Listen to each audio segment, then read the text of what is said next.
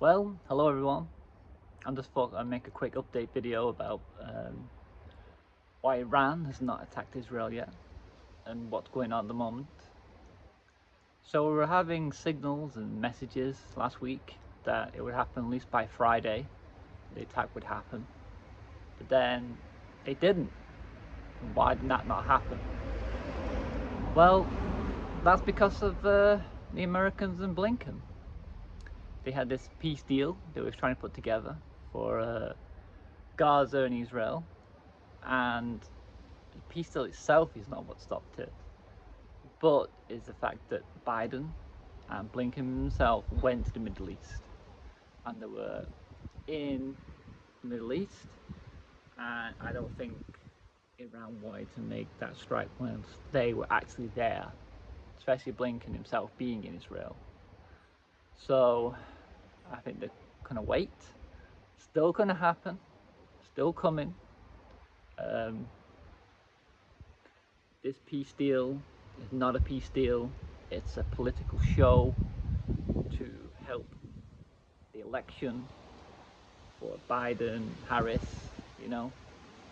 Because how do you have a peace deal when the only two parties that are actually there are the US and Israel?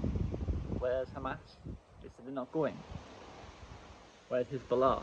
Oh, the negotiator is dead because they assassinated him with a missile. So how's that a peace deal?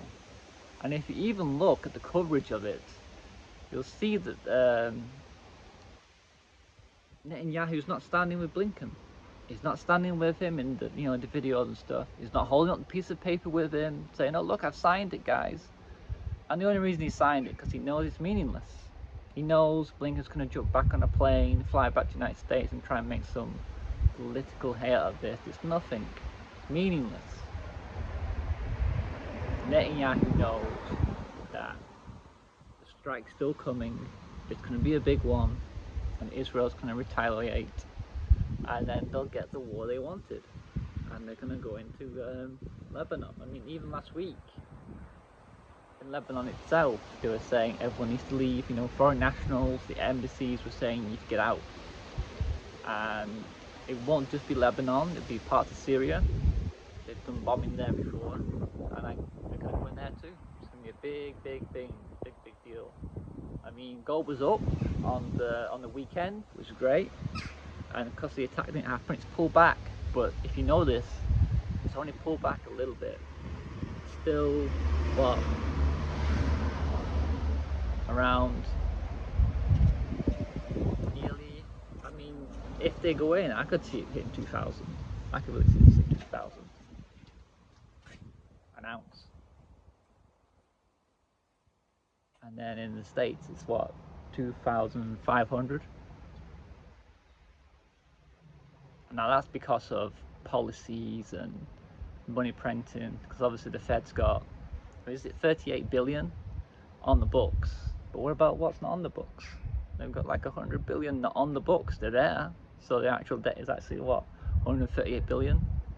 They ain't paying that. They're going to print. They're going to print, so it's going to go up.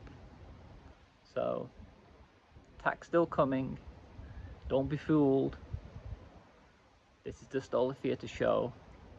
Think of it as the calm before the storm. And yeah, it's going to be interesting time. Get yourself ready. This is a great time to buy. You want to buy into gold because you're going to get a nice increase. And yeah, let's hope the attack's not that bad, because the Americans have been speaking to Iran. And Iran's been saying, "Oh yes, we hear you, we won't do a big attack," all these different things that, well, we'll only attack military installations, it won't be a big one, and all this stuff. That's not what's going to happen. They're going to do a big one. It's going to be three-pronged from the Houthis, from Lebanon, from Iran itself. They're just saying this to fob the Americans off. Oh yeah, sure, we won't do it. Sure, you can assassinate someone, our guests, in our house when we're electing a new president. It's not going to happen, man. I mean, the other attack they did was more of a show one. They let one missile through, or like one of the missiles, a proper one, just to send a message. But most of them were slow flying, 3 or 4 hours notice. That's why they could shoot them all down. And this time won't be like that. It'd be very different, very different. And it'd be very interesting to see what the response is. Now, this break though, what it has done with the peace agreements and then going out to the Middle East is given them a little more time for them American forces. Remember, I spoke about in the last video, them carriers to get into position, because you need for 24-hour round-the-clock coverage from carriers.